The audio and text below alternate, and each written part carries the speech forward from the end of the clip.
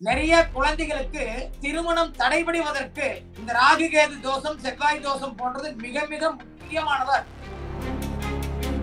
திருமணம் அப்படிங்கிறத இந்த ராகு கேதுக்களை மட்டுமே வச்சு தோஷம் தோஷம் சொல்லி கொண்டு போறது ரொம்ப தப்பு. 12 ராசிகளில் நீங்கள் எந்த ராசியில் பிறந்திருந்தாலும் ராகு கேது 2 கோள்கள், ஒரு கோள் ஒரு ராசிக்கு நல்ல இடத்துக்கு போச்சுன்னா இன்னொரு கோள் தப்பா நினைச்சுட்டான். அவனுக்கு என்னப்பா சுக்கிர திசை வந்துருச்சு, அவனுக்கு சுக்கிர திசை வரப்போகுது. இல்லை, சுக்கிர திசை என்றால் கவனமாகத்தான் இருக்க வேண்டும். இந்த ஜோதிட உலகம் நீண்ட காலங்களாகவே பயமுறுத்தி மிரட்டிட்டு தான் இருக்கு. அப்ப ராகு 11ல உங்களுக்கு எங்கேயோ ஒரு தனி சிறப்பை காட்டுறாரு, மிகப்பெரிய சிறப்பை காட்டுறாரு. ஆனா கேது பகவான் மிகப்பெரிய குழப்பத்தை காட்டுறாரு. 2 கையை கூப்பி ஜோதிட நண்பர்களை கேட்டுக்கிறேன். ராகுவுக்கு 9ஆம் இடம் கொடிய ஸ்தானம். கடகலக்கணத்தில் பிறந்த கலைஞர் அவர்கள் சனி திசையில் தான் அரசியலுக்குள் வந்தார்கள். முதலமைச்சராய் தமிழகத்தினுடைய தனிப்பெரும் நிலைக்கு சென்றார்கள்.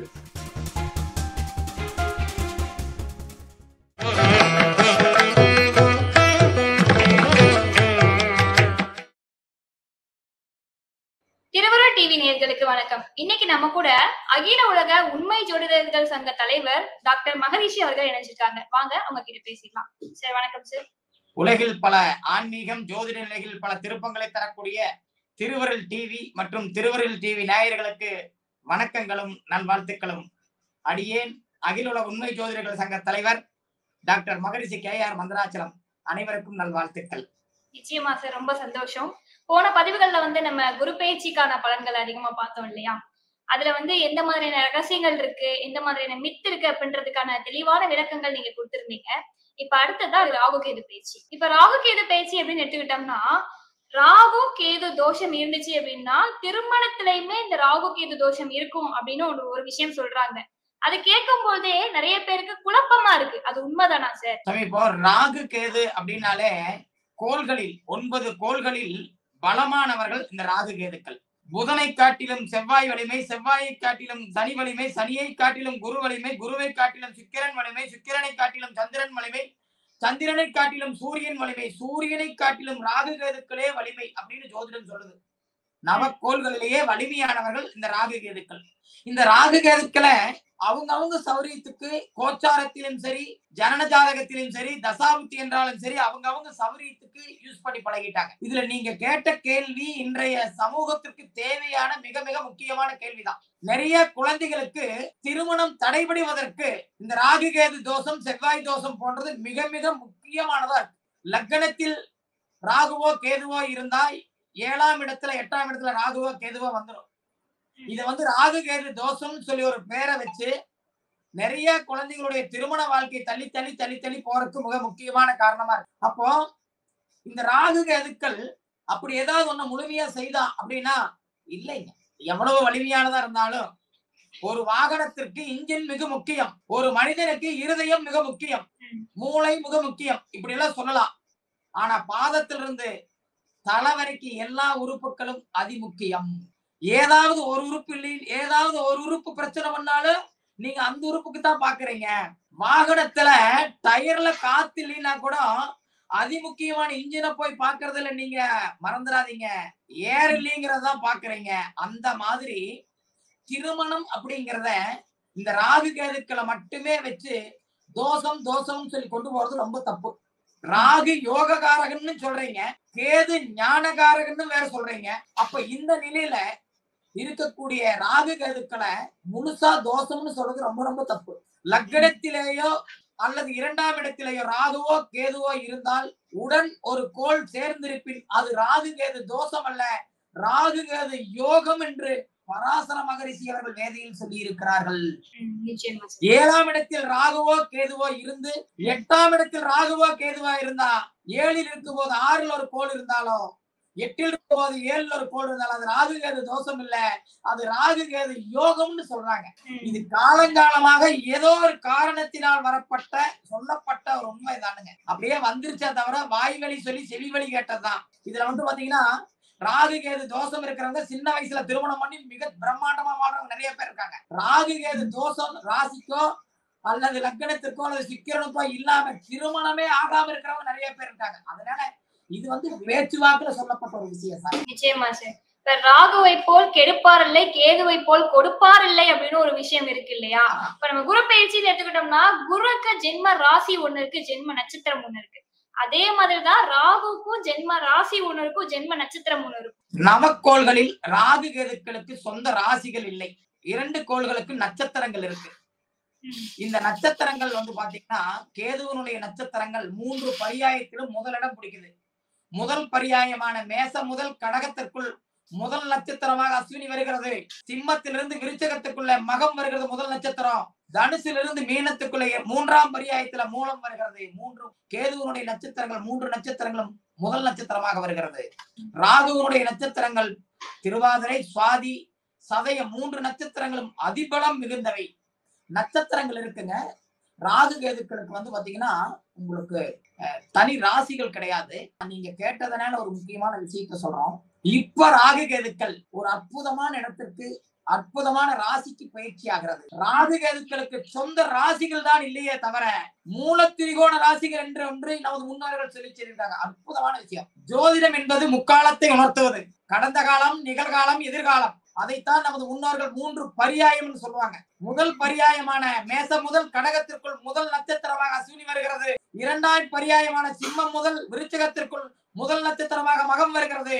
3வது பரியாயமாகிய தனுசு முதல் மீனத்திற்குள் முதல் நட்சத்திரமாக மூலம் வருகிறது. கேதுவனுடைய நட்சத்திரங்கள் ஃபர்ஸ்ட்லயே வருது. ராகுவனுடைய நட்சத்திரங்களை பாத்தீங்கன்னா திருவாதிரை, சுவாதி, சதயம் 3 நட்சத்திரங்களும் அதிபலமானவை. இந்த நட்சத்திரங்களில் பிறப்பவர்களே பலமானவர்கள். அப்படி ஒரு பலமான நட்சத்திரங்களாக தான் இருக்கிறது. சொந்த ராசிகள் தான் ராகு கேதுக்களுக்கு நிலை. ஆனால் மூலத்திரிகோண ராசிகள் என்று ஒன்று இருக்கிறது. அதாவது வந்துங்க சொந்த ராசியை காட்டிலும் வலிமையானது மூலத்திரிகோண ராசி. எப்படின்னு பாத்தீங்கன்னா செவ்வாய் பகவானுக்கு மேசம், விருச்சகம் 2 சொந்த வீடு. அதுல மேசம் தான் மூலத்திரிகோண வீடு. சுக்கிரனுக்கு பாத்தீங்கன்னா ரிஷபமும் துலாமும் சொந்த ராசி. ஆனா துலா ராசி மூலத்திரிகோண ராசி. அது போல ராகு கேதுக்களுக்கு மூலத்திரிகோண ராசிகளை நமது முன்னோர்கள் கூறி சென்றிருக்கிறார்கள். அதில் பாத்தீங்கன்னா கும்பராசி ராகுவனுடைய மூலத்திரிகோண ராசி, சிம்மம் கேதுவனுடைய மூலத்திரிகோண ராசி. ராகு பகவானும் கேது பகவானும் தன்னுடைய வலிமையான ராசிகளுக்கு செல்கிறார்கள். ஜனன ஜாதகத்தை எடுத்துக்கொண்டால் கூட ராகு கேதுக்கள் கும்பம் சிம்மத்தில் இருப்பது ஒரு வலிமையான நிலை. ராகு கும்பத்தில் கேது சிம்மத்தில் ஒரு விஷயம் பதிவு பண்ணிருக்கீங்கல்ல, இந்த 2 இடத்துல ராகு கேது இருக்கிறது எவ்வளவு சிறப்பை கொடுக்கும்? அதாவது வலிமையா இருக்கு. கும்பத்தில் இருக்கக்கூடிய ராகு தன்னுடைய மூலத்திரிகோண ராசியில் வலிமையாக இருக்கிறது.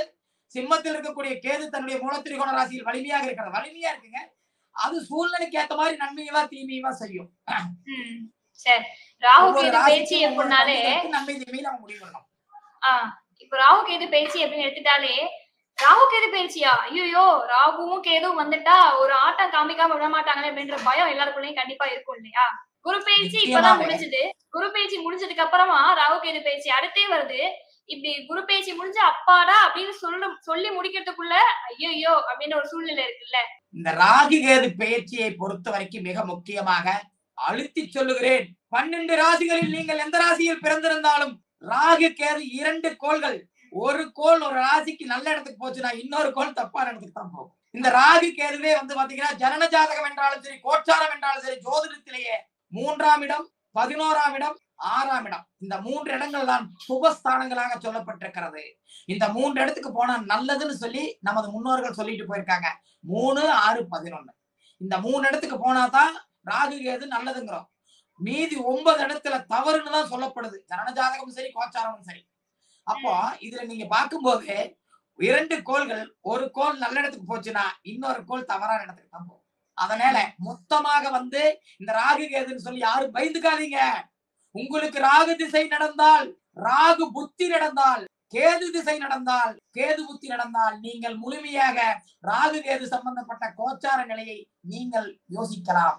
நன்மையோ தீமையோ மொத்தமாக உங்களுக்கு கிடைப்பதற்கு வாய்ப்புகள் இருக்கிறது. நிச்சயமா சார். ஏன்னா இங்கேயுமே பல ஜோதிடர்கள் என்ன சொல்றாங்க அப்படின்னா ராகு திசையும் கேது திசையும் வந்துருச்சு, ராகு கேது பயிற்சி வந்துருச்சு அப்படின்னா எந்த ராசியில வந்து ராகுவும் கேதுவும் வந்து இருக்கிறாரோ அந்த திசை இருக்கிற ராசி வந்து ரொம்பவே பயங்கரமா வாழ்க்கையில அடிவாங்க போகுது, உங்களுக்கு வந்து இருக்கிற அளவு இல்லாம இன்னும் அதிகமாவே பிரச்சனைகள் வரப்போகுது அப்படின்னு ஒரு விஷயம் பதிவு பண்ணிட்டே இருக்காங்க. அந்த அளவுக்கு பயமுறுத்துற ஒரு பயிற்சியா சார் இது? அற்புதமான கேள்வி சாமி. நான் எதிர்பார்க்காத கேள்வி. ஜோதிடத்திலேயே நல்லதை எல்லாம் தப்பா சொல்லி தப்பை எல்லாம் நல்லதா சொல்லி பழகிட்டாங்க. ராகு திசை யோககாரகன்னு சொல்றோம். இந்த யோககாரகனுடைய திசை எல்லா லக்னங்களுக்கும் தவறான திசை அல்ல. மிக பிரம்மாண்டமான அற்புதங்களை தரக்கூடிய லக்னங்களுக்கு இருக்கு ராகு திசை. தமிழகத்தில் தலை சிறந்த ஒரு ஜோதிடர் ஒருத்தர், ஒரு அன்பு சகோதரர் ஒருவர் ராகு திசை வந்தவர்கள் மிகப்பெரிய பிளைட் வேகத்துல போயிட்டாரு. ராகு திசை. எனக்கு ராகு திசை தான் நடக்குது. அதாவது அப்படி எல்லாம் சொல்லக்கூடாது, அதெல்லாம் மொத்தமா பேசுறது. அதுக்கு ஒண்ணு சொல்லலாம், சுக்கிர திசைனா பயமுறுத்தலாம். ஆனா எல்லாரும் என்ன சொல்றாங்க, ஐயோ சுக்கிர திசை வந்துருச்சு, அவனுக்கு என்னப்பா சுக்கிர திசை வந்துருச்சு, ஆனா உனக்கு சுக்கிர திசை வரப்போகுது. இல்லை, சுக்கிர திசை என்றால் கவனமாகத்தான் இருக்க வேண்டும். குட்டி சுக்கிரன் 12 வயசு வரைக்கும் குட்டி சுக்கிரன், 24 வயது வரை கௌமார சுக்கிரன், தன் தலையில் தானே மண்ணை வாரி போட்டுக் கொள்ளக்கூடிய கௌமார சுக்கிரன், 34 வயது முதல் 52 வயதுக்குள் காலப்பகை சுக்கிரன். நல்ல ஒரு திசை போயிட்டு இருக்கு, கேது திசை போயிட்டு இருக்கு. அடுத்து சுக்கிர திசை வருதுன்னா அது வரைக்கும் பொழப்ப பார்த்தவன் சுகத்துக்கு போயிடுவான், லக்ஸரிக்கு போயிடுவான், மகிழ்ச்சிக்கு போயிடுவான், தொழில கூட கவனிக்க மாட்டான். அதை பார்த்துப்பா. பயமுறுத்த வேண்டிய திசையை பயமுறுத்த மாட்டாங்க, கவனமா முன்னேறி ஜெயிக்க வேண்டிய திசையை பயமுறுத்திடுவாங்க. அதனால ராகு திசை எல்லாருக்கும் தப்பாலாம் பேசக்கூடாது. கேதுவும் அப்படிதான், அப்படியெல்லாம் தப்பாலாம் பேசக்கூடாது. ராகுன்னு எடுத்துக்கிட்டோம்னா இப்ப தினம் தினம் ராகு காலம் அப்படின்னு ஒரு விஷயம் வரும் இல்லையா? இந்த நாளிகையில எந்த விஷயமும் பண்ணக்கூடாது, பண்ணீங்கன்னா அது விளங்காது அப்படின்லாம் சொல்லுவாங்க. அது உண்மைதானா? என்ன மாதிரி கேள்வி. இந்த ராகு காலம் யமகண்ட காலங்கிறத இந்த ஜோதிட உலகம் நீண்ட காலங்களாகவே பயமுறுத்தி மிரட்டிட்டு தான் இருக்கு. இது நல்ல அற்புதமான கேள்வி. அப்போ ராகு காலம், ராகு ஜனன ஜாதகத்தில் யாருக்கு யோகத்தை செய்யக்கூடிய நிலைகள் இருக்கிறதோ அவர்களுக்கு ராகு காலம் நன்மையைத்தான் செய்கிறது. இது மொத்தமா சொல்லக்கூடாது. அப்போ ஒன்னொன்னு கேட்கிறேன் நான் உங்களை, அஷ்டமினா ஐயோ தப்பு, நவமினா ஐயோ போச்சுங்கிறீங்க. அஷ்டமிக்கு அதிதேவதையே மகாலட்சுமி, நவமிக்கு அதிதேவதையே கலைவாணி, அறிவை தரக்கூடிய கல்வியை தரக்கூடிய. என்னங்க அதாவது தெரிஞ்சோ தெரியாமையோ நல்லத மக்கள் யூஸ் பண்ணி இருக்கக்கூடாதுங்கிறக்காக வேண்டி தப்பாக காட்டப்பட்டது. அஷ்டமி என்பது எப்படி மகாலட்சுமியோ, நவமி என்பது எப்படி கலைவாணியோ, அது மாதிரி ராகு காலம் என்பது மொத்தமா தவறு அல்ல. உங்களுக்கு சரியா இருந்தா அது மிகச் சிறப்பு. மகர லக்ன கும்ப லக்னத்துல பிறந்துட்டீங்க, கிழமைக்கு அதிபதி உங்களுக்கு லக்னாதிபதி சனீஸ்வர பகவான், அதனால நீங்க பிழைக்காம விட்டுறலாமா? தெரியல, எனக்கு ஒண்ணும் புரியல. இதெல்லாம் ஏதோ அவங்க பிழைக்கிறதுக்காக எங்கேயோ ஒரு இடத்துல சொல்லப்பட்டதுதான் இந்த ராகு காலம் அப்படிங்கறத மொத்தமா தவறுன்னு சொன்னது. அப்படியெல்லாம் இல்லைங்க. அவங்களுக்கு அந்த ஜாதகருக்கு அது சரியாக இருந்தால் அது மிக சிறப்புதான். ராகு கேது 2 பேர் எடுத்துக்கலாம் சார். ராகுனா யாரு, கேதுனா யாரு? இவங்க 2 பேரும் பெயர்ச்சி அடைகிறதுனால யார் யாருக்கு என்ன சிறப்பு இருக்கு, இதுல இருக்கிற ரகசியம் என்ன சார்? அதாவது சாமி, ராகு என்பவர் யோககாரகன்னு முதல்லயே பார்த்தோம். தந்தை வழி தாத்தா, நமக்கு பூர்வ புண்ணியத்தை சேர்த்து வைத்திருக்கக்கூடிய பாக்கியத்தை சேர்த்து வைத்திருக்கக்கூடியவர் ராகு தாத்தா. அந்நிய மதம் தான் இல்லைன்னு சொல்லலைங்க, அதையும் சொல்லும். ராகுன்னா அந்நிய மதம்னு சொல்லும். கேதுன்னா தாய் வழி தாத்தா பாட்டி, ஞானகாரகன். ஒருவனுக்கு யோகமும் ஞானமும் இல்லை என்றால் அது வேஸ்ட். யோகம் இல்லைனாலும் அவன் வாழ்வது வேஸ்ட், ஞானம் இல்லைனா ஞானம் கெட்டு போனவனும் வாழ்வது வேஸ்ட். அந்த இரண்டையும் வாரி தருவது ராகுவும் கேதுவும். அந்த யோகம் உங்களுக்கு நல்ல வழியில் கிடைக்கிறதா, கிடைக்கக்கூடிய ஞானம் உங்களுக்கு நல்ல வழியில் கிடைக்கிறதா அப்படிங்கிறதான் இந்த ராகு கேதுக்கள் முடிவு பண்ணுது. இந்த ராகு கேது அப்படிங்கக்கூடிய 2 கோள்கள் என்னுடைய அனுபவத்துல, என்னுடைய ஆராய்ச்சியில நான் சொல்ற விஷயத்த நீங்க ஒரு ரூல் செக் பண்ணி பாருங்க, தவறவே தவறாது. யார் வேணாலும் செக் பண்ணி பாருங்க. உலகில் தலை சிறந்த டைரக்டர்கள், இயக்குநர்கள், நடிகர்கள், விளையாட்டுத்துறை வீரர்கள், அதாவது மிகப்பெரிய லெவல்ல கோடி இல்லைங்க, ஆயிரக்கணக்கான கோடிகளை கட்டக்கூடிய துறைகளில் இருப்பவர்கள், மியூசிக் மாஸ்டர்கள், இவங்க எல்லாமே இவங்களுக்கு எல்லாருக்குமே பாத்தீங்கன்னா ராகு திதிசூன்யமான ராசியிலையோ அல்லது திதிசூன்யமான கோளினுடைய நட்சத்திரத்திலேயோ இருக்கிறத நம்ம பாக்குறோம்.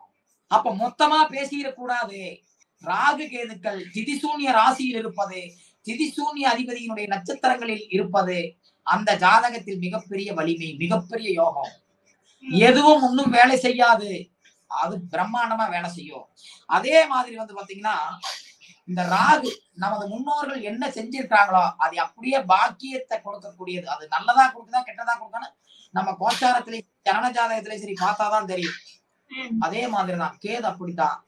நமது முன்னோர்கள் தந்தை தாய் வழி பாட்டி தாத்தா அவங்க சார்ந்த விஷயங்கள்ல என்ன பண்ணிட்டு போயிருக்காங்க அப்படிங்கிறத பாக்குறதுதான். இதுல எல்லாம் ரொம்ப முக்கியம்.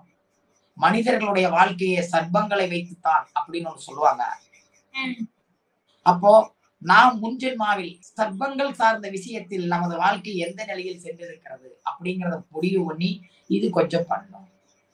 அது சார்ந்த நிலையில நாம் என்ன பண்ணணும்? எப்பொழுதுமே ஆன்டி கிளாக் வாய்ஸ்ல தான் இந்த ராகு கேதுக்கள் போகும். 9 கோள்களும் முன்னாடி போகும்.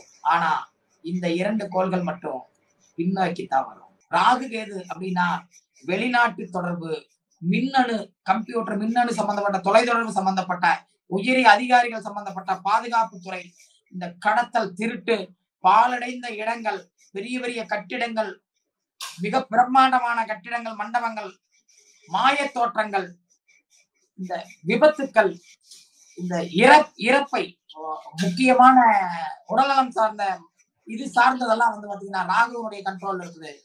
கேது மூலிகைகள், இந்த தாடி வச்சிருக்கிறவங்க, கிறிஸ்தவர்கள், இந்த படிக்கட்டுக்கள், மறைபொருள் ஆய்வு சம்பந்தப்பட்டது, மருத்துவமனைகள், பிரார்த்தனை கூடங்கள், இது சம்பந்தப்பட்ட நிலைகளுக்கு இந்த வழக்குகள், சர்ச்சைகள், தடைகள் இவைகளுக்கு காரகமாக கேது பகவான் வர்றதை பார்க்கலாம்.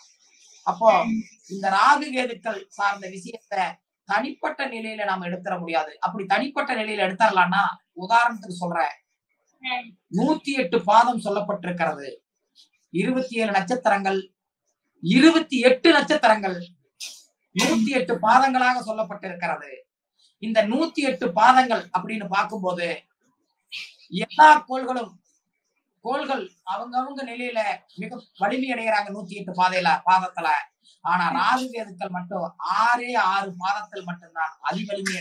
6 பாதத்தில் மட்டும் 108 பாதத்துல 6 பாதத்துல மட்டும்தான் இந்த ராகு கேதுக்கள் அதிவலிமை அடைகிறது. இதுல வந்து பாத்தீங்கன்னா ஜனன ஜாதகத்துல நாம பார்க்கும்போது திதிசூன்யத்தை எப்படி பார்த்தோமோ அதே மாதிரி திருதி நாம யோகம், வியாதிபாத நாம யோகம், மகேந்திர நாம யோகத்துல பிறக்கிறவங்களுக்கு ராகு யோகியா வர்றதுனால அது ராகுவனுடைய தசாபுத்தி மட்டுமல்ல கோச்சாரங்களில் வலிமை அடையும் பொழுது மிகப்பெரிய சிறப்புகளை தருகிறது. ராகு யோகியாக வருகிறார். ஒரு ஜாதகத்தில் ராகு யோகி என்றால் அந்த ஜாதகம் ஏதாவது ஒரு வகையில் பலமான யோகத்தை தருகிறது. ஆனால் கேது அவயோகி என்றால் பிரச்சனைகளைத்தான் வலிமையாக தருகிறது. இதெல்லாம் ஜன ஜாதகம் மட்டுமல்ல கோச்சாரத்துக்கு மிக முக்கியம். அதே மாதிரிதான் நீங்க பார்க்கும்போது ஆயுஷ்மான் நாம யோகம், துருவ நாம யோகம், சித்தி நாம யோகம், இந்த 3 நாம யோகங்களுக்கு கேது யோகியா வர்றாரு. அப்ப இதுல பிறக்கிறவங்களுக்கு ஏதோ ஒரு வகத்துல ஞானம் சம்பந்தப்பட்ட நிலைகள் இவங்களுக்கு சிறப்பாக இருக்கிறது. ஜனன ஜாதகத்தில் கோச்சாரத்தில் கேது பகவான் வலிமையாகும் பொழுது இவர்களுக்கு எங்கேயோ ஒரு மிக சிறந்த சிறப்புகளை தருகிறது. அதுபோல இந்த நாம யோகத்துக்கு சொல்லப்பட்ட யோகி அவயோகிகள் சார்ந்த சிறப்பு கோச்சாரத்திற்கும் சரி, ஜனன ஜாதகத்திற்கும் சரி, தசாபுத்திக்கும் சரி மிக மிக முக்கியத்துவம் வகிக்கிறது. அப்போ ஒட்டு மொத்தமா மேலோட்டமா போய் நாம ராகு கேது அப்படின்னு சொல்லி பார்க்கும்போது அது முழுமையா எடுத்துட முடியாது. அதனால நாம் முழுமையா ஓரளவுக்கு ஆய்வு பண்ணி பார்க்கணும். அப்படியே ஆய்வு பண்ணி பார்த்தாலும் நீங்க இதுக்கு முன்னால சொன்ன மாதிரி ராகு கேதுக்கு மட்டும் தனியா ஒரு பலன் சொன்னா நீங்க இதுக்கு முன்னால பேசின குரு பயிற்சிக்கு கோடியா கொட்டுதுன்னு சொல்லியிருப்பீங்க. சனி பயிற்சிக்கு நீங்க மந்திரியாவின்னு சொல்லியிருப்பீங்க. அப்புறம் ராகு கேது தப்பா வந்தா கோடியா கொட்டுறது மந்திரியாகிறது இது எங்கே ஒதுக்கிப்பாரு. அதனால எல்லாமே இதுதான் பேசணும். அதுல ராகு கேதுக்கள், அதனாலதான் நான் ஆரம்பத்திலேயே சொல்லிட்டேன், உங்களுக்கு ராகு திசை ராகு புத்தி, கேது திசை கேது புத்தி இது போன்ற தொடர்புகள் இருந்தால் முக்கியத்துவம் அப்படியே கொடுத்துடலாம். இல்லைன்னா மற்ற கோள்களோட பங்கிட்டு தான் சொல்லணும். இருந்தாலும் 12 ராசிகளுக்கும் ராகு கேதுக்கள் தன்னுடைய பலன்களை எப்படி தருகிறது அப்படிங்கிறதையும் நம்ம பார்க்கலாம். நிச்சயமா சார். முதல் ராசி மேஷத்துல ஆரம்பிச்சிடலாம். மேஷ ராசிக்கு இந்த ராகு கேது பேச்சு எப்படி சார் இருக்கு? மேஷ ராசிக்கு ராகு பகவான் 11ஆம் இடத்திற்கு செல்லுகிறது. மற்ற கோள்களுடைய தடங்கல்கள் இருந்தாலும் உங்களுடைய முயற்சிகள் அனைத்தும் முழுமையாக சகாயமாக மாறி வெற்றிகளாக மாறக்கூடிய வாய்ப்புகள் இருக்கிறது. வெளியிட தொடர்புகள் சரியாக அமைகிறது. நண்பர்கள் மூலமாக நற்செய்திகள் வருகிறது. பங்குதாரர்களால் உயர்வுகள் இருக்கிறது. களத்தரம் சார்ந்த சிறப்புகள் இருக்கிறது. திருமணமாகாதவர்களுக்கு திருமண தொடர்புகள் கூட பேசலாம். உங்களுடைய மொத்தத்தில் உங்களுடைய ஆசாவாசி அபிலாஷைகளை ராகு பகவான் மிக தெல்ல தெளிவாக நிறைவேற்றி வைக்கிறார். ஆனால் 5ல் உள்ள கேது தீராத மனக்குழப்பத்திற்கு ஆளாக்கித்தான் தீர்வார். 5ல் கேது கூடவே கூடாது. அப்போ உங்களுக்கு யோகம் வர்றதுனால உங்களுடைய ஞானம் எங்கேயோ தப்பா இழுக்கும். வடக்கும் தெற்கும் மாதிரி, கிழக்கும் மேற்கும் மாதிரி 2 தண்டவாளம், இணை பிரியாத 2 தண்டவாளம் தான் ராகு கேதுக்கள். அப்ப ராகு 11ல உங்களுக்கு எங்கேயோ ஒரு தனி சிறப்பை காட்டுறாரு, மிகப்பெரிய சிறப்பை காட்டுறாரு. ஆனா கேது பகவான் மிகப்பெரிய குழப்பத்தை காட்டுறாரு. அப்போ ராகு சார்ந்த சிறப்புகளை நீங்கள் மேலோங்கி செய்வதற்கு ஜீவ சமாதிகள் இருக்கக்கூடிய இடங்களில் இருக்கக்கூடிய துர்க்கை, காளி போன்ற தெய்வங்களை வணங்குவதால் உங்களுக்கு சிறப்புகள் அடையும். அதே மாதிரி தந்தை வர்க்கம் சார்ந்த வயதான பாட்டி போன்ற நபர்களை மகிழ்விப்பதால் கேது சார்ந்த குற்றங்கள் குறையும். அப்போ ராகு நல்ல இடத்துல மேசத்துல இருக்கிறதுனால, மேச ராசிக்காரர்களுக்கு ராகு நல்ல இடத்துல இருக்கிறதுனால எங்கேயோ உங்களுக்கு யோகம் அனைத்தையும் தாண்டி ஒரு சிறப்பை காட்டுகிறது. 3ஆம் இடத்தில் கொடிய ஸ்தானத்தில் உள்ள குருவினுடைய குற்றத்தை கூட 11ல் ராகு உங்களுக்கு நன்மை செய்ய போகிறது. நல்வாழ்த்துக்கள். நிச்சயமா சார். அடுத்ததா ரிஷபராசி என்பவர்களுக்கு இந்த ராகு கேது பேசி எப்படி சார்? ரிஷபராசிக்கு ராகு பகவான் தொழில் ஸ்தானம் அப்படிங்கக்கூடிய ஜீவனத்திற்கு செல்கிறது. 10ஆம் இடத்திற்கு ராகு செல்கிறது. 10ஆம் இடத்திற்கு செல்லக்கூடிய ராகு உங்களுக்கு ஒரு நிலையில் வருமானத்தை பெருக்க பார்க்கிறது. பல வகையில் வருமானத்தை பெருக்க பார்க்கும். நிச்சயமாக தேவையற்ற விஷயங்களுக்காக கடனும் உள் வந்துதான் தீரும். நிச்சயமா கடன் வந்துதான் தீரும். தொழிலில் சிறு சிறு மாற்றங்கள் இருக்கும். ஆனால் 10ல் உள்ள ராகு ஏதோ ஒரு நல்லதை செய்யலாம்னு யோசிக்கும் போது 4ல் இருக்கக்கூடிய கேது பகவான் அதை அனைத்தையும் தடுக்க பார்க்கிறது. நீச்ச சுகத்திற்கு இருக்கிறது, தப்பான சுகத்துக்கு இருக்குது. இடம் அசையும் அசையா சொத்துக்கள், கட்டிடம் போடலாம், இடம் வாங்கலாம், வாகனம் வாங்கலாம் அப்படிங்கிறதுக்கு போய் அதை பினிஷ் பண்ணாம அதுக்காக வீண் செலவுகளை பண்ணி, வெட்டி செலவுகளை பண்ணி தொழில கோட்டை விட்டுருவீங்க. ரொம்ப ரொம்ப கவனமா இருங்க. ராகு அப்படி பண்றாரு, கேது இப்படி பண்றாரு. இருந்தாலும் உங்களுக்கு ரிஷபராசியை பொறுத்தவரை குரு பகவான், சனீஸ்வர பகவான் நல்ல நிலையில இருக்கிறதுனால நீங்க பயந்துக்காதீங்க. ராகு கேது தவறாக இல்லை, ஆனால் சிறப்பாக இல்லை. கேது மட்டும்தான் உங்களுக்கு இங்க தப்பா இழுப்பாரு. கவனமா இருக்குங்க. ரிஷபராசிக்கு நிச்சயமாக ஒரு அற்புதமான காலகட்டம். நிச்சயமா சார். அடுத்த ராசி போறதுக்கு முன்னாடி இப்போ ஒரு சந்தேகம் வந்தது சார். இப்போ குரு பகவான் இருக்காரு, சனி பகவான் இருக்காரு, ராகு கேது இருக்கு. இது 4லயுமே எது சார் உச்சமானது? இப்போ குரு பகவான் ரொம்ப நல்ல யோகத்தை கொடுப்பாரு, சனி பகவான் ஒரு சில ராசிக்கு யோகத்தை கொடுப்பாரு, ஒரு சில ராசிக்கு பிரச்சனை அப்படின்னா இவங்க 2 பேர்த்த தாண்டி ராகு கேது ரொம்ப அதிகமான பிரச்சனை கொடுக்குமா இல்ல கம்மியான பிரச்சனை கொடுக்குமா சார்? நவக்கோள்களில் 9 கோள்களில் முழுமையாக நன்மையை செய்யக்கூடிய கோள்களும் இல்லை, முழுமையாக தவறை செய்யக்கூடிய கோள்களும் இல்லை. இது நாம வேணும்னு பேசிக்கிறது. அதைத்தான் நான் குரு பயிற்சி பலன்லயே சொன்னேன். ராகுவால் ஒரு பிரச்சனை வந்தா தாங்கிக் கொள்ள முடியும், குருவால் ஒரு பிரச்சனை வந்தால் தாங்கிக் கொள்ளவே முடியாது. ராகுவால் ஒரு நோய் வந்தால் சரிபடுத்தலாம், குரு சார்ந்த ஒரு காரக நோய் வந்தால் சரிப்படுத்தவே முடியாது. என்ன பேசுறீங்க? ஜோதிடம் எப்படி வேணாலும் பேசுறது தானே, இது எல்லாருக்குமே தெரியுமே.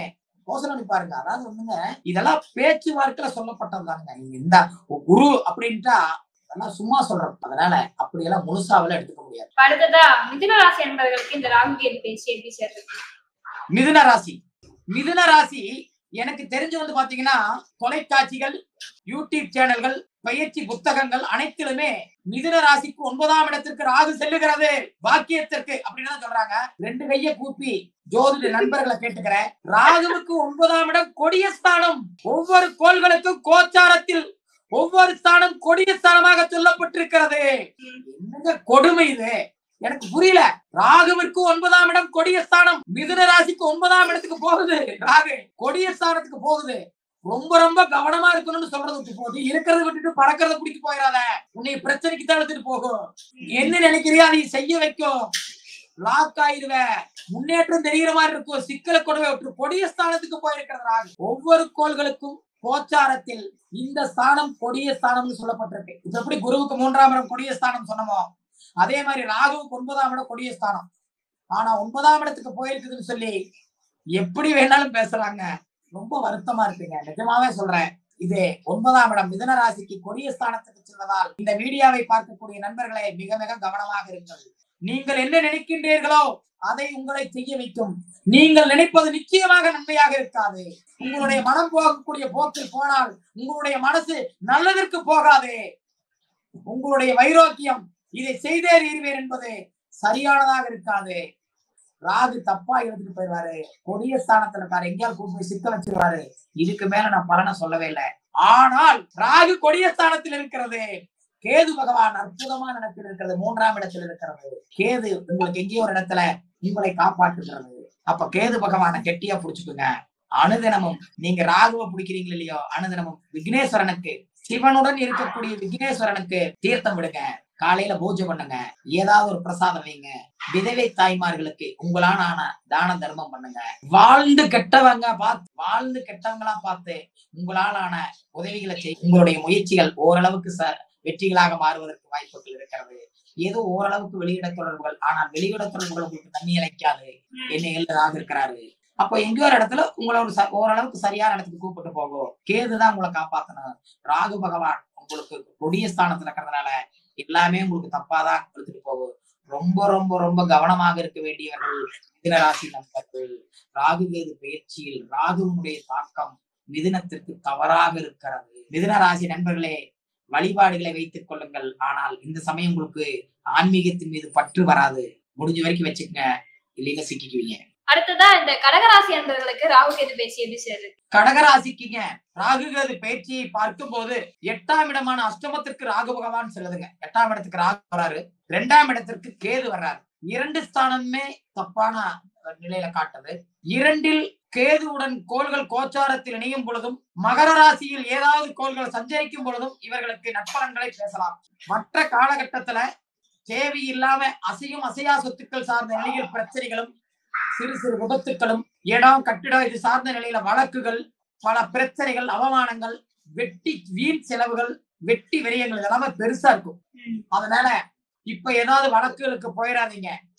தயவு செஞ்சு சொல்றேன், ஏதாவது ஒரு வகையில நீங்க இந்த 1.5 வருட காலமும் அடிக்கடி ஏதாவது ஒரு பெனால்டி கட்டுற பழக்கத்தை வச்சுக்கலாம். அது எப்படி பெனால்டி கட்டுற பழக்கம்னா, கரண்ட் பில்லு கட்டாம விட்டு லைன்மேன் வந்து அந்த கட்டை எடுக்கும் போது பெனால்டி கொடுக்கலாம். 1 ஹெல்மெட் போடாம போய் காவல்துறைக்கு பண்ணலாம். இந்த மாதிரி சின்ன சின்ன விஷயங்களை நீங்க வச்சுக்கோங்க. அதே மாதிரி கேது 2ஆம் இடத்துல இருக்கிறதுனால குடும்பத்துல பிரச்சனை, மரியாதை குறைகிறது, குடும்பத்துக்குள்ள மரியாதை குறைகிறது, பொருளாதாரத்துல வரவே இல்லாம செலவு கூடுதலா போறது, குடும்பத்துக்குள்ள சிக்கல் வர்றது, பல குழப்பங்கள் வர்றது, இது எல்லாம் சரி பண்றதுக்கு கொஞ்ச நாளைக்கு நீங்க ருத்ராட்சம் கழுத்துல போட்டுக்குங்களா. எல்லாரும் யாரெல்லாம் கடகராசியில் இருக்கிறீர்களோ நீங்கள் எல்லாம் ஒரு ருத்ராட்சத்தை கண்டத்துல போட்டீங்கன்னா எங்கேயோ ஒரு இடத்துல அது ஒரு பாதுகாப்பதற்கான வாய்ப்புகள் இருக்கிறது. ஓகேங்களா? நீங்கள் இந்த காலகட்டத்தில் கடகராசி நண்பர்கள் இந்த காலகட்டத்தில் சொல்றதுக்கு எனக்கு சங்கடமா தான் இருக்கு. ஆனா பரிகாரம் சொல்லிதான் தீரணும். அந்நிய மதத்தை சார்ந்த கஷ்டத்தில் இருக்கக்கூடிய நண்பர்களுக்கு உதவுங்கள். அந்நிய மதத்தில் கஷ்டத்தில் உண்மையில கஷ்டத்தில் இருக்கக்கூடிய நண்பர்களுக்கு உதவுங்கள். அது ஓரளவுக்கு உங்களுக்கு ஒரு நல்ல ரெமடியா இருக்கும். ஏன்னா ராகு அஷ்டமத்துல, கேது 2ஆம் இடத்துல இருக்காங்க. கேதுவுடன் ஒரு கோள் வேணும். 8ல ராகு இருந்தா 7ல ஒரு கோள் வேணும். இப்ப கோச்சாரத்துல காணோம். அதனால எங்கேயோ ஒரு இடத்துல கடகராசிக்கு ராகு கேதுக்களுடைய பயிற்சி ரொம்ப தவறாதான் தெரியுது. அதே கடகராசியில் பிறந்தவர்களுக்கு ராகு திசை, கேது திசை, ராகு புத்தி, கேது புத்தி போச்சுன்னா அழுங்காம கொஞ்ச நாளைக்கு, தயவு செஞ்சு சொல்றேன், விளையாட்டா நினைச்சுக்காதீங்க, கொஞ்ச நாளைக்கு வீட்டுல சொல்லாம ஒரு 7 நாள் தலைமறைவாயிருங்க. வீட்டுக்கு தெரியக்கூடாது. மந்திராலயம் போயிருங்க, திருச்செந்தூர் போயிருங்க. அதுக்காக திருச்செந்தூர் போய் ரூம் போட்டு ஜாலியா இருந்துடாதீங்க. அது ரெமடி அல்ல, அது ரெமடி அல்ல. போங்க, திருச்செந்தூர் போங்க, மண்டபத்துல படுத்துக்கணும். ரூம் போட்டீங்கன்னா அது ரெமடி இல்ல. அங்க அன்னதானம் போடுவாங்க, அதை சாப்பிடுங்க, அங்க படுத்து தூங்குங்க, காலையில குளிங்க, சாமியை கும்பிடுங்க. ஒரு வாரத்திற்கு 7 நாள், அந்த 7 நாளும் இப்படி ஏதாவது ஒரு வகையில வாழ்ந்துட்டீங்கன்னா இந்த 6 மாசத்திற்கு ஒரு முறை இதை பண்ணுங்க, பெரிய பாதிப்பு இருக்காது. இதெல்லாம் உண்மையான ரெமடி, பண்ணி பாருங்க. எங்கேயோ இடத்துல நீங்கள் தலைமறை, பிரபஞ்சமும் நவக்கோள் ராகு கேது உங்களை தலைமறைவாக்குவதற்கு முன் நீங்களா தலைமறைவாயிட்டீங்கன்னா அவ்வளவுதான். ஒரு 7 நாள் மந்திராலயம் போய் அழகா சாப்பாடு போடுவாங்க, சாப்பிட்டுங்க, அப்படியே இறைவனை பார்த்துட்டு படுத்திருந்து சந்தோஷமா வாங்க, உங்க பிரச்சனை சரியாயிடும். நல்வாழ்த்துக்கள். கடகராசி நண்பர்களே, நீங்கள் 2 நிலையிலும், ராகு நிலையிலும் சரி, கேது நிலையிலும் சரி, கவனமாக இருக்க வேண்டிய காலம், மிக மிக கவனம். அடுத்ததா சிம்ம ராசி நண்பர்களுக்கு இந்த ராகு கேது பயிற்சி எப்படி சேர்றது? சிம்ம ராசி நண்பர்களே, நீங்கள் உண்மையில் கொடுத்து வைத்தவர்களாகத்தான் தெரிகிறீர்கள். எப்படி அப்படின்னா இங்க ஒரு குழப்பம். ராகு 7க்கு சென்றால் தவறு, ஜென்மத்துக்கு வந்த கேதுவும் தவறுதான். ஆனால் அஷ்டமத்தில் 8ல் சனி இருந்தால் 7ல் ஒரு கோள் இருப்பின் 8ல் உள்ள சனீஸ்வர பகவான் முழுமையாக நன்மையை செய்யும் அப்படிங்கிறது பொதுவான விதி. அப்போ 8ல இருக்கக்கூடிய சனீஸ்வர பகவான் தப்பு பண்றதுலாம இந்த ராகு 7க்கு வந்து சனீஸ்வர பகவான நல்லது செய்ய வைக்கிறதே உங்களுக்கு ராகு நல்லதை செய்யறாரு. அதனால உங்களுக்கு ராகு பகவான் 7ல தவறு செய்யல, நன்மையை செய்கிறார். எங்கோ உங்களுக்கு வர வேண்டிய தவறுகளை தடுக்கிறார், குற்றங்களை குறைக்கிறார், நஷ்டங்களை லாபமாக்குகிறார். இதுவரை தடங்கலானவைகள் உங்களுக்கு மிகப்பெரிய உயர்வுகளை தருகிறது. நீங்கள் மகத்தில் பிறந்திருந்தாலும் சதயத்தில் பிறந்திருந்தாலும் இந்த ராகுகேது பயிற்சிகள் முடிவதற்குள் உங்களுடைய வாழ்க்கை தரம் உயர்வது நிச்சயம் நிச்சயம் நிச்சயம். சிந்தித்து பாருங்கள். இல்லைன்னா எனக்கு இந்த நம்பருக்கு கூப்பிடுங்க. ஏன்னா ஜோதிடம் ஒரு ரகசியம், ஒரு கணக்குல பேசுறதல்ல. 7ஆம் இடத்துக்கு போன ராகு தப்புதான், ஆனா 8ல் இருக்கக்கூடிய சனீஸ்வர பகவான 7ல் இருக்கிற ராகு முழுசா நல்லதை பண்ண வைக்குது. அதனால உங்களுக்கு எங்கேயோ சிம்ம ராசிக்கு ஒரு மிகப்பெரிய யோகம் காத்திருக்கிறது. 10க்கு 11 இருக்கக்கூடிய குருவும் உங்களுக்கு ஒரு நல்லதை பண்ணது. சிம்ம ராசிக்காரர்கள் மிகப்பெரிய யோகசாலிகள். நீங்க என்ன விளையாட்டு வேணாலும் விளையாடுங்க, ஆனா கவனமா விளையாடுங்க.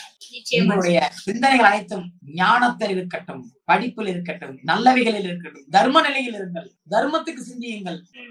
ராகு தப்பா இழுப்பாரு, இடம் கொடுத்துறாதீங்க, கவனமா இருங்க. உங்களுக்கு உயர்வு நிச்சயம், நிச்சயமா உயர்வு. நல்வாழ்த்துக்கள் சிம்மராசி நேயர்களே. அடுத்ததா கன்னிராசி என்பவர்களுக்கு இந்த ராகு கேது பேசி எப்படி சார்? இந்த கன்னிராசி நண்பர்களுக்கு அடுத்தவங்களுக்காக வேண்டி வாழ்றதுக்கு பிறந்தவங்க தான், ஊருக்கு வாழ பிறந்தவர்கள் தான். ஆனால் இவர்களுக்கு ராகு பகவான் ஒரு அற்புதமான இடத்துக்கு வந்திருக்கிறார். மகாலட்சுமி யோகத்தை தரக்கூடிய நிலைக்கு வந்திருக்கிறார். ஆனால் நேரடியாக தருவது, வருமானம் வருகிறது, உத்தியோகம் அமைகிறது, கடன் வருகிறது, கடன் மூலமாக புதிய தொழில்கள் வருகிறது, புதிய தொழில்கள் மூலமாக முன்னேற்றங்கள் வளர்கிறது, வருமானம் பெருகுகிறது. இந்த சூழ்நிலையில் ராகு பகவான் உங்களுக்கு ஒரு அற்புதமான உயர்வை தருகிறது. அதனால் கேது பகவான் உங்களை தேசாந்தரத்திற்கு அழைத்து செல்லுகிறது, புண்ணிய ஸ்தலங்களுக்கு அழைத்து செல்லுகிறது.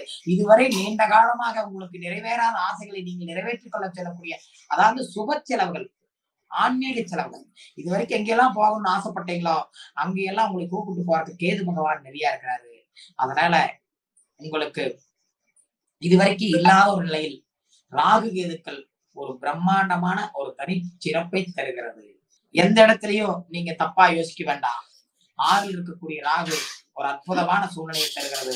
6ல் ராகு இருந்தால் 9ல் எவரும் கூடாது, 9ல யாரு இல்ல, ரிஷபத்துல யாரு இல்ல. அதே மாதிரி 12ல் கேது இருந்தால் 11ல யாராவது ஒருத்தர் வேணும், அங்கேயும் ஒருத்தர் இல்ல. அதனால ஒண்ணு நீங்க பயந்துக்க வேண்டாங்க. கன்னிராசிக்காரர்களுக்கு 6ல் உள்ள ராகு அதி அற்புதங்களை தருகிறது. ஆனால் கேது பகவான் கூடுதலான செலவுகளை தருகிறது. அதான் வேற, அதுவும் ஆன்மீகம் சார்ந்த செலவுகள் பிரயோஜனமான செலவா தான் தருது. அதனால நீண்ட காலங்களுக்கு பிறகு ராகு கேது கன்னிராசிக்கு மிகச்சிறந்த நன்மையை தருகிறது. நல்வாழ்த்துக்கள். அடுத்ததா துலாம் ராசி என்பவர்களுக்கு இந்த ராகு கேது பேசி எப்படி சார்? இந்த துலாம் ராசி அப்படின்னு பார்க்கும் போதுங்க, இந்த எல்லாருமே 5ஆம் இடத்துக்கு ராகு செல்லுகிறது அப்படின்னு ஒரு விட்டு யோசிக்கிறாங்க.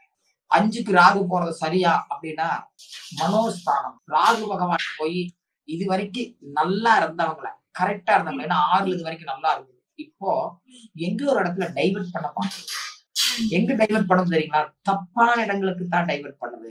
உங்களுடைய மனம் வேற எங்கேயோ செல்லுகிறது, உங்களுடைய சிந்தனைகள் வேற எங்கேயோ செல்லுகிறது, உங்களுடைய எண்ணங்கள் வேற எங்கேயோ செல்லுகிறது, உங்களுடைய பார்வை வேற எங்கேயோ செல்லுகிறது, உங்களுடைய ஒட்டுமொத்த கவனமும் வேற எங்கேயோ போக போகுது.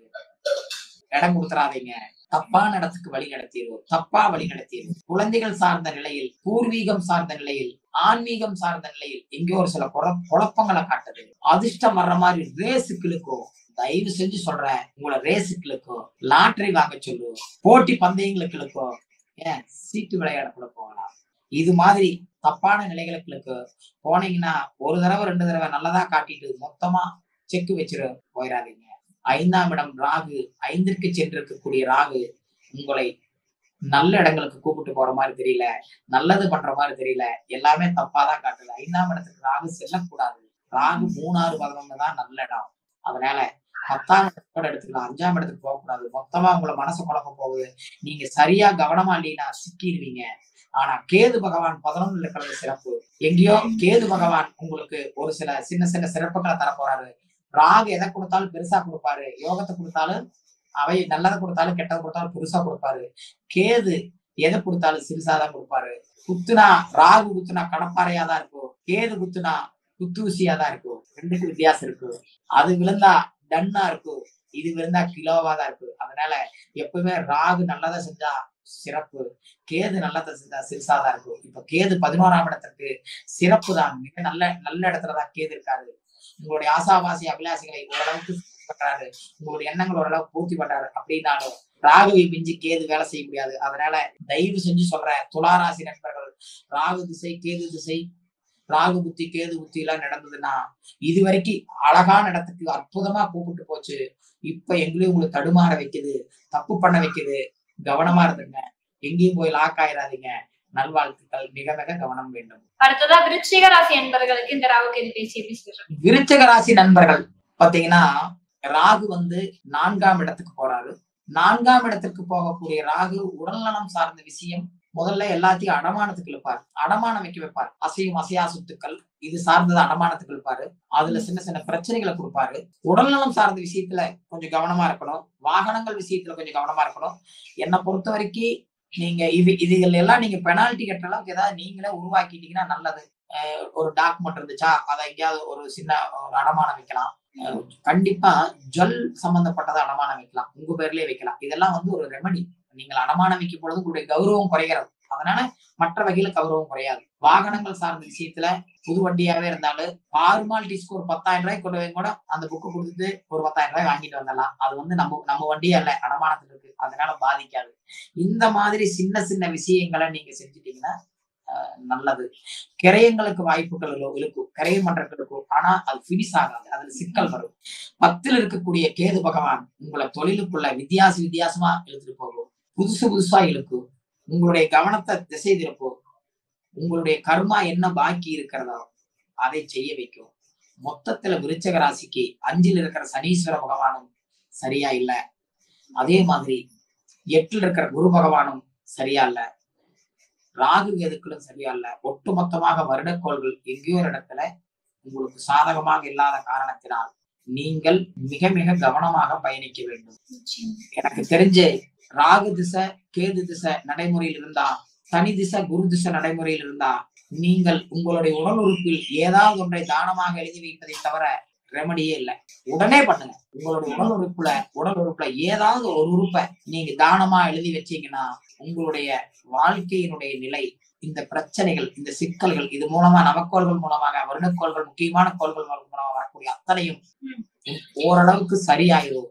நீங்க எங்கேயும் சிக்கிக்க மாட்டீங்க, பாதிப்பு இருக்காது. அதனால நீங்க முயற்சி பண்ணுங்க. ஏதாவது ஒரு உடல் உறுப்பை தானமாக தருவது மிக மிக சிறப்பு. நல்வாழ்த்துக்கள்.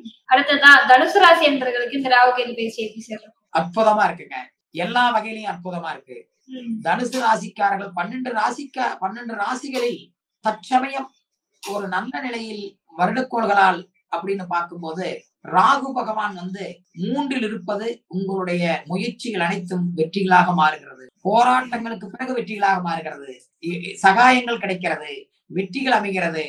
உங்களுக்கு அந்த போராடுவதற்கான தைரியத்தை தருகிறது. வெற்றிகள் பெருசாக இருக்கிறது. வெளியிட தொடர்புகள் மூலமாக நன்மைகள் கிடைக்கிறது.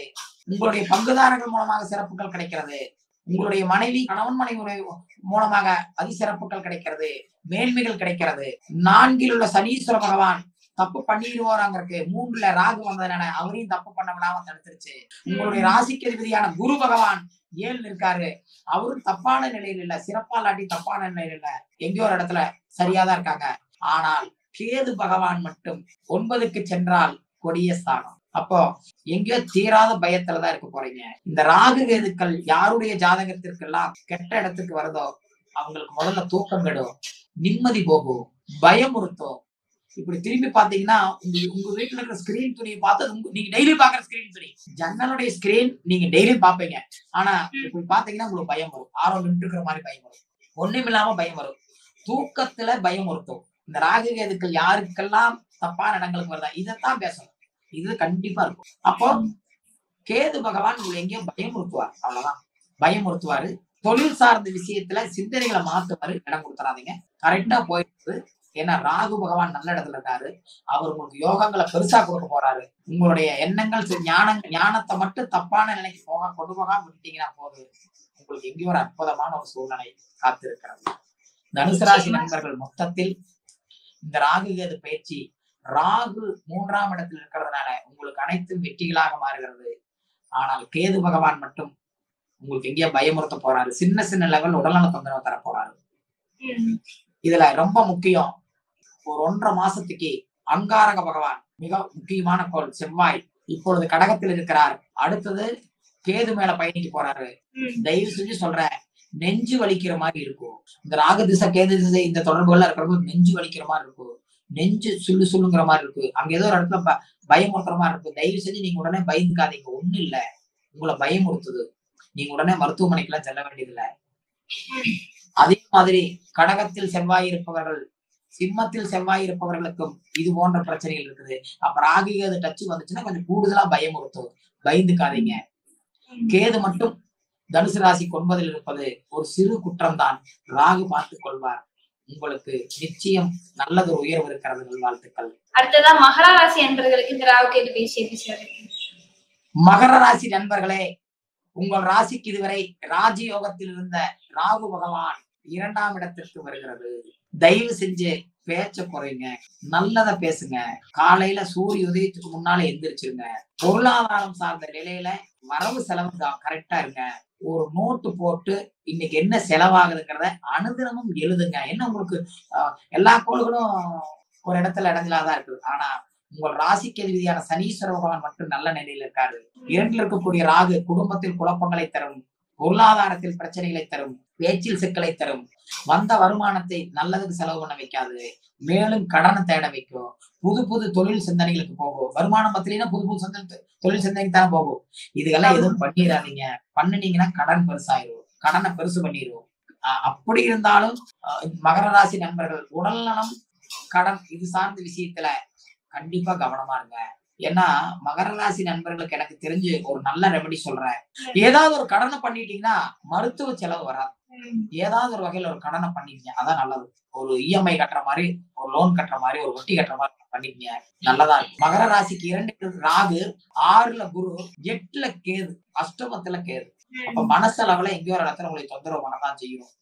குழந்தைகள் சார்ந்த விஷயத்துல அவங்களுக்கு நல்லது நடந்தாலுமே அப்ப அவங்க எங்கேயோ வெளியூர் போவாங்க, அதனால வேதனைப்படுவீங்க. அல்லது அவங்க வீட்டுல இருந்து கோட சட்டை கட்டிட்டு இருப்பாங்க. இப்படி ஏதோ ஒரு இடத்துல உங்களை நிம்மதியா வச்சுக்காது. தயவு செஞ்சு ஆன்மீகத்தை கொஞ்சம் பெருசு பண்ணிக்கோங்க. துர்க்கையை வணங்குங்க, விநாயகரை வணங்குங்க, ஜீவ சமாதிகள் சார்ந்த தொடர்பு வச்சுக்கோங்க. நல்லதொரு மெடிடேஷனுக்கு போயிருங்க. முக்கியமா மெடிடேஷன் போயிருங்க. இதெல்லாம் பண்ணிட்டா நவக்கோள்களுடைய தாக்கம் கொஞ்சம் குறைஞ்சுக்கும். முடிஞ்ச வரைக்கும் சூரிய உதயத்துக்கு முன்னால் எந்திரிக்கிற பழக்கத்தை பார்த்து. மொத்தத்துல ராகு கேது பயிற்சி 2ஆம் இடத்துக்கும் 8ஆம் இடத்துக்கும் செல்வதால் மகர ராசி நண்பர்களுக்கு ராகு கேது பயிற்சி சார்ந்த சிறப்புகள் குறைவாகத்தான் தெரிகிறது. மிக மிக கவனம் வேண்டும். நல்வாழ்த்துக்கள். அடுத்ததா கும்பராசி நண்பர்களுக்கு இந்த ராகு கேது பயிற்சி எப்படி சொல்றோம்? கும்பராசி நண்பர்களே, உங்களுடைய ராசிக்கு 5ல் இருக்கக்கூடிய குரு பகவான் உங்க ராசியை பாக்குறாரு அப்படின்னு நம்ம நினைக்கிறோம்.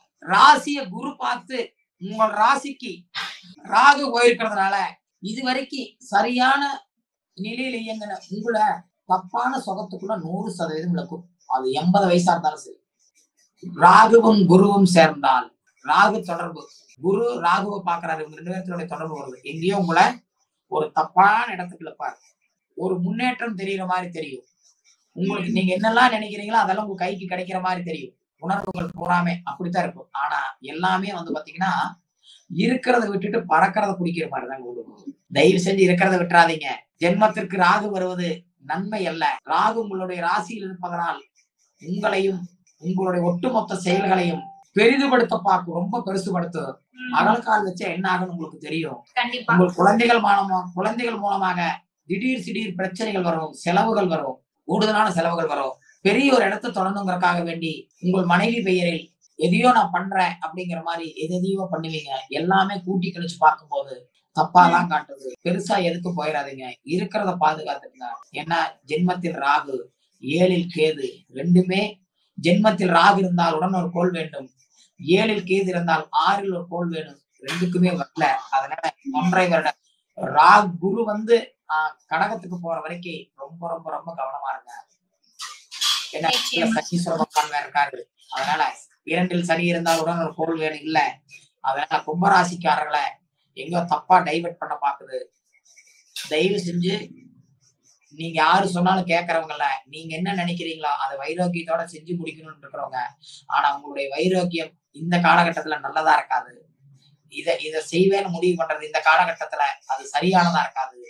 உங்களுடைய எண்ணங்கள் சரியான நல்ல சிந்தனைகளா இருக்காது. எங்கேயோ தப்பாதான் காட்டுது. ரொம்ப ரொம்ப கவனமா இல்லைன்னா உங்க தலையில நீங்களே மண்ணவாரி போட்டு வேண்டி வந்துருது. இறக்கிறத பாருங்க, பறக்கிறதுக்கு ஆசைப்படுறாதீங்க. நல்வாழ்த்து. நிச்சயமா. நிறைவா மீனராசி என்பவர்களுக்கு இந்த ராகுகேது பேச்சு எப்படி சேர்க்கும்? மீனராசி நண்பர்களே, உங்களுடைய ராசிக்கு 12ல் வந்திருக்கக்கூடிய ராகு பகவான் அந்நிய தேச தொடர்புகளுக்கும் வெளிநாட்டுகளுக்கும் வெளி மாநிலங்களுக்கும் எங்கு போனாலும் நீங்க கொஞ்சம் சிரமப்பட்டு தான் தீரணும். சிரமப்படாம இந்த காலகட்டத்தில் இல்ல, கூடுதலான செலவீனங்கள் காட்டும். ரொம்ப கூடுதலா காட்டும். வீண் அலைச்சல்கள் காட்டும். இந்த வெளிநாடு வெளிதேசம் இப்ப இங்க இருக்கிறவங்க எல்லாம் வந்து பாத்தீங்கன்னா எங்கேயோ ஒரு இடத்துல கொஞ்சம் சிரமப்படுவாங்க. அவங்க இடத்துல இருக்கிறவங்க பெருசா பாதிக்காது. நான் 12ஆ இருக்கு. அதனால வெளி மாநிலங்கள் வெளிநாடு வெளியிட தொடர்புகள் இருக்கிறவங்க கொஞ்சம் கவனமா இருக்குங்க. ஏன்னா சனி பகவானுடைய வீட்டுல இருக்குது. ரொம்ப முக்கியமா இஸ்லாமியர்கள் நாட்டில் இருப்பவர்கள் மிக மிக கவனமாக இருக்க வேண்டும். ரொம்ப கவனமா இருக்கும். எங்கேயோ ஒரு இடத்துல உங்களை கொஞ்சம் தொந்தரவு பண்ண பாக்குது. வறுமையை கூட காட்டலாம். இடம் அசையா சொத்துக்களால் பிரச்சனைகளை காட்டுகிறது. ஒரு சில வேண்டாத செயல்களுக்காக வம்பு வழக்குகளை காட்டுகிறது. செய்யக்கூடிய செலவுகள் பிரயோஜனமானதாகவோ சுப செலவுகளாக காட்டல, வெட்டி செலவா காட்டுது, வெட்டி அலைச்சலா காட்டுது. ரொம்ப ரொம்ப ரொம்ப ரொம்ப கவனமா இருந்துக்குங்க. ஏன்னா ஜென்மத்துல சனீஸ்வர பகவான் வேற இருக்காரு. குரு பகவான் 4ல் இருக்காரு. குரு பகவான் வேணா உங்களுக்கு தப்பா இல்ல, குரு பயிற்சி உங்களுக்கு தப்பா இல்ல. அப்ப இதெல்லாம் வந்து செலவீனங்களை கூடுதலா காட்டுது. அதனால செலவு பண்ணுங்க, அளவா பார்த்து பண்ணுங்க. பேராசிக்கு போய் வேண்டாத பண்ணிடாதீங்க. மிக மிக முக்கியமாக டாக்குமெண்ட் அடமானம் வச்சிடாதீங்க. இந்த சமயத்துல டாக்குமெண்ட் எல்லாம் அடமானத்துக்கு இழுக்கும். அடமானத்துக்கு போச்சுன்னா நீங்க மீட்டருக்கு நீண்ட நாள் ஆயிரும். அதுல பிரச்சனைகள் வந்துடும், அதுல வழக்குகள் வந்துடும். அதனால மீனராசி ராகுகேது பயிற்சி மிக மிக கவனமாக இருக்கணும். அப்பதான் நீங்க பிரச்சனை இல்லாம சரியா போயிட முடியும். மொத்தத்துல இந்த 12 ராசிகளுக்கும் சொல்லப்பட்ட ராகுகேது பயிற்சி சார்ந்தது பொதுவானதுதான். உங்களுடைய தசா உத்திகள் தான் உங்களுடைய பலன்களை முடிவு செய்வதில் அதிமுக்கியத்துவம் தரும். ராகுகேதுக்கள் வலிமையானவர்கள் தான் இல்லைங்களே. அதுல ஒரு சில ராசிகளுக்கு மிகச்சிறந்த பலன்களை சொல்லி இருக்கிறோம். அது அந்த தசா உத்திகள் சரியாக இருந்துச்சுன்னா நாம எடுத்துக்கலாம். அதனாலதான் நம்ம முதல்லயே சொல்லிட்டோம், எந்த ராசிக்குமே ராகு 2 பேருமே ஒரே மாதிரி நல்லவங்களா வரமாட்டாங்க. மீன ராசிக்கு பார்க்கும் போது ராகுதான் 12 இருக்காரு. ஆனா கேது 6ல் இருப்பது அதிசிறப்பு. கேது 6ல் இருப்பது அதிசிறப்பு. ராகு தப்பா இருக்கிறாரு, பெருசா கொடுப்பாரு, பெரிய செலவு வைப்பாரு. கேது சிறுசாதான் கொடுப்பாரு. நம்ம ஏற்கனவே சொன்னோம், ராகு என்றால் பிரம்மாண்டம், கேதுன்னா சிறுசுதான். அதனால ராகு 12 மீனராசிக்கு 12 இருக்கக்கூடிய ராகுதான் வலிமையா காட்டுறாரு. 6ல் இருக்கக்கூடிய கேது உங்களுக்கு நன்மையை செய்தாலும் சின்ன அளவுலதான் நன்மையை காட்டுறாரு. அதனால மீனராசி நண்பர் மிக கவனம் வேண்டும். மேஷ ராசியில இருந்து மீனராசி வரைக்குமே இந்த ராகுகேது பேச்சு எப்படி இருக்கு அப்படின்றது ஒரு தெளிவான விளக்கம் கொடுத்தீங்க சார். அது மட்டும் இல்லாம ராகுகேது பேச்சில எந்த விதமான கட்டுக்கதைகள் இருக்கு அப்படின்றதுக்கும் நீங்க ஒரு விளக்கம் கொடுத்திருக்கீங்க சார். இந்த ராகுகேது சார்ந்த விஷயம் ஜோதிடம் என்பது உதாரணத்துக்காக சொல்றேன், மிக முக்கியமானது. இது வாடிக்கையாளர்களுக்காக சொல்றேன், ஜோதிடத்தை உணர்ந்தவர்களுக்காக சொல்றேன். கடக லக்னத்தில் பிறந்தவர்களுக்கு 12 லக்னத்துல கடக லக்னத்தில் பிறந்தவர்களுக்கு 7க்குடைய மாரகாதிபதி சனீஸ்வர பகவான், 8க்குடைய அஷ்டமாதிபதி சனீஸ்வர பகவான். 2மே 7ம் தப்பு 8ம் தப்பு. ஓகேங்களா? மொத்தத்துல இயற்கையிலேயும் முழு பாவி சனீஸ்வர பகவான். அப்போ 12 லக்னங்கள்ல ஒரு லக்னத்திற்கு ஒரு கோள் முழு பாவியா வருதுன்னா அது கடக லக்னத்திற்கு 7க்குடைய சனீஸ்வர மாரகாதிபதி அஷ்டமாதிபதியான சனீஸ்வரவான் இயற்கை பாவியமானதுனால கடக லக்னத்திற்கு சனி திசை மொத்தமும் தப்பு அப்படிம்போம். இதுதான் ஜோதிடத்தினுடைய உண்மை. இதற்கு யாராலும் மறுப்பு சொல்ல முடியாது. ஆனா உண்மை என்னன்னு கேட்டீங்கன்னா, கடக லக்னத்திற்கு சனி திசை மிகப்பெரிய சிறப்பை தருகிறது, ஒரு வாழ்க்கையை தருகிறது, ஒரு மேன்மையை தருகிறது, ஒரு நன்மையை தருகிறது. ஆனா ஜோதிட ரீதியா கணக்கு போட்டோம்னா ஏமாந்துறோம். உள்ள எங்கேயோ விஷயம் இருக்கு. கடக லக்னத்தில் பிறந்த கலைஞர் அவர்கள் சனி திசையில் தான் அரசியலுக்குள் வந்தார்கள். முதலமைச்சராய் தமிழகத்தினுடைய தனிப்பெரும் நிலைக்கு சென்றார்கள். கடக லக்னத்தில் பிறந்த மூப்பனார் ஐயா அவர்கள் சனி திசையில் தான் அகில இந்திய காங்கிரஸ் தலைவரானார்கள். பிரதமராக வாய்ப்பே வந்துச்சு, வேண்டாம்னாங்க. மிகப்பெரிய ஒரு நிலையை பார்த்தாங்க. அது என்னன்னு நான் சொல்ல விரும்பல. அதே போல கடகலக்கணத்தில் பிறந்த உலகம் போற்றி உத்தம தலைவர் இந்திரா காந்தி அம்மையா அவர்கள் கடகலக்கணத்துல தான் பிறந்தாங்க. சனி திசையில தான் அரசியலுக்குள்ள வந்தாங்க, பிரதமரானாங்க, உலக தலைவர்ங்கிற நிலைக்கு போனாங்க. கடகலக்கணம் தான், மறுக்க முடியாது. ஏன் எனது அன்பு தலைவன் அகில உலகம் போற்றக்கூடிய உத்தரப்பிரதேசத்தினுடைய முதலமைச்சர் யோகி அவர்கள் கடகலக்கணத்துல தான் பிறந்தாங்க. சனி திசையில, சனி புத்தியில, சனி அந்தரத்துல முதலமைச்சர் ஆனாங்க. அப்போ ஜோதிடத்தை நாம மேலோட்டமா பார்த்தோம்னா கடகலக்கணத்திற்கு 7 மாரகாதிபதி, 8 அஷ்டமாதிபதி, இயற்கை பாவி சனி அப்படின்னு சொல்லி நாம குழப்பியிருத்தான் வேணும். இல்ல, ஜோதிடம் என்பது வேற எங்கோ இருக்கிறது. பராசர மகரிஷி அவர்களே 10,000 கணிதங்களை சொல்லிட்டு போயிருக்காங்க. அப்போ மேலோட்டமா பார்த்து பேசுறது இல்ல, ஜோதிடம் ஒரு அது அற்புதமானது, 1000% உண்மை. 12 ராசி நண்பர்களுக்கும் நல்வாழ்த்துக்கள். என்னுடன் மிகச் சிறப்பாக பணியாற்றிய மோகனா அவர்களுக்கு அற்புதமான நல்வாழ்த்துக்கள். ரொம்ப நன்றி சார். இவ்வளவு தெளிவான விளக்கத்தை கொடுத்திருக்கீங்க. பாக்குற நேயர்களுக்கு நிச்சயமா அது புரிய வரும்னு நம்புறேன் சார். நல்வாழ்த்துக்கள் சார். நன்றி சார். திருவருள் டிவியில் உங்களுடைய நேர்காணலும் இடம்பெற வேண்டுமா? 9047045456 என்கிற எண்ணை இப்போதே தொடர்பு கொள்ளுங்கள்.